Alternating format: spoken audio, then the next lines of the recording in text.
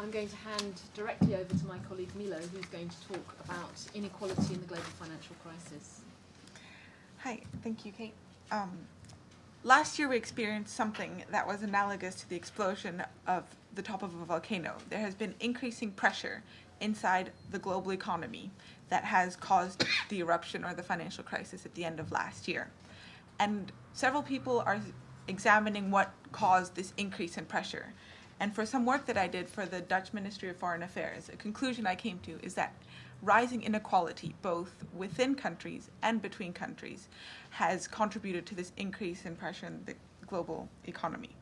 So in my presentation, I will begin with a discussion on how within country inequality has contributed to financial instability, then how global imbalances have, how they're mutually reinforcing, and then provide some broad policy recommendations. Within country inequality.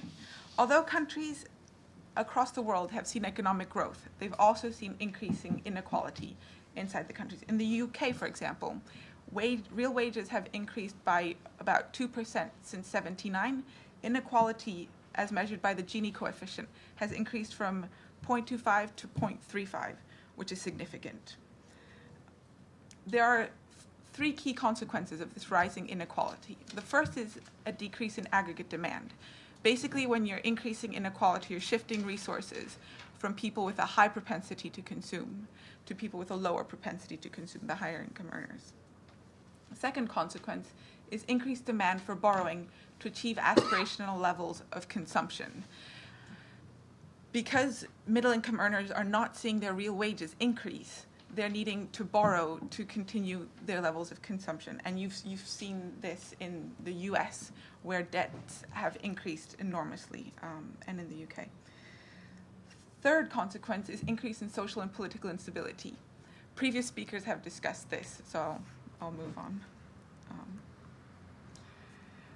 The policies to bolster aggregate demand, to support stability, and enable consumption growth have fueled financial instability, and they include lax regulation. For example, in 1999, the US repealed the Glass-Steagall Act, which was implemented in 1933 after the 1929 crisis. And the bill was actually set up to separate risky investment banking from commercial banking. And so this is an example of many examples of deregulation in the financial markets in the US and in the UK as well.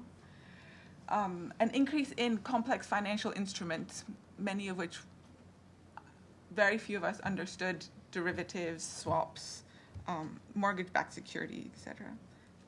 Loose monetary policy as well, that enabled a Joe Smith to take out a mortgage to purchase a house way beyond his means and unable to pay it back. Okay.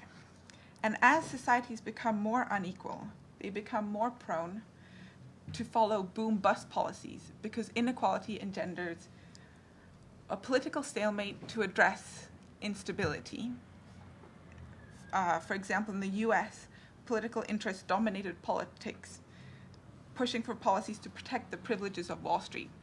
The repealing of the Glass-Steagall Act is one example.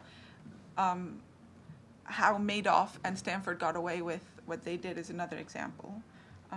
Continued financial instability as well. In the UK, for example, borrowers had to increase their debt to pay back debt that they had committed to previously. And in the context of a growing economy, the borrowers and lenders were both speculating on increasing value of assets. However, this collapse, this was basically a pyramid scheme, and this collapsed. This continued financial instability engendered some serious endogenous financial instability in the economy.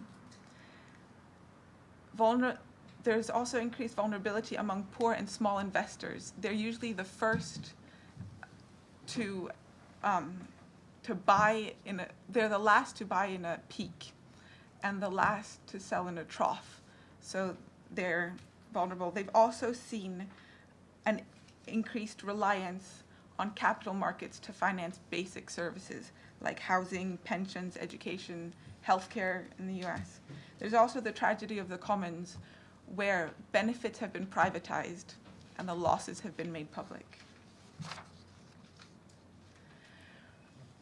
Not only has rising inequality within countries contributed to financial instability, global imbalances have also aggravated financial instability. A single national currency as an international borrowing standard is inherently destabilizing. We recall the debt crisis in the 1980s. Second reason why global imbalances contribute to financial instability is that capital flows are destabilizing. Look at Iceland, that grew on largely unregulated inflows of capital, and then collapsed during the financial crisis as capital seeped out of the country. And the third is that developing countries have seen a reduced fiscal space to implement policies to protect themselves from external shocks. Higher inequality within country perpetuates global imbalances because the policies to circumvent the economic, political, and social consequences of inequality were possible because of the rising indebtedness in these countries, which was financed by the surplus countries, China, Korea, for example. The higher global imbalances also contribute to within-country inequality. The poorest and the most vulnerable are usually the ones that are hardest hit when budgets are cut. But the within-country inequality in the US and the UK and other industrialized nations has been critical in triggering the downward spiral. So I'll quickly propose recommendations at the national level is to invest in infrastructure and human capital to reduce inequality and promote a sustainable recovery, implement policies to reduce country-level vulnerability, and institutional reforms for stronger regulation and early warning system in the financial sector. At the international level, there's a need to reconsider the US dollar as a sole borrowing standard. The special drawing rights is one example that is a basket of currencies. Reduce incentives for middle-income countries to self-insure by accumulating excessive reserves. Strengthen and democratize international financial governance. The example of the G20 meeting in the wake of the crisis as opposed to the G8 meeting is a step in the right direction. And enhance fiscal space for developing countries to protect themselves from external shocks.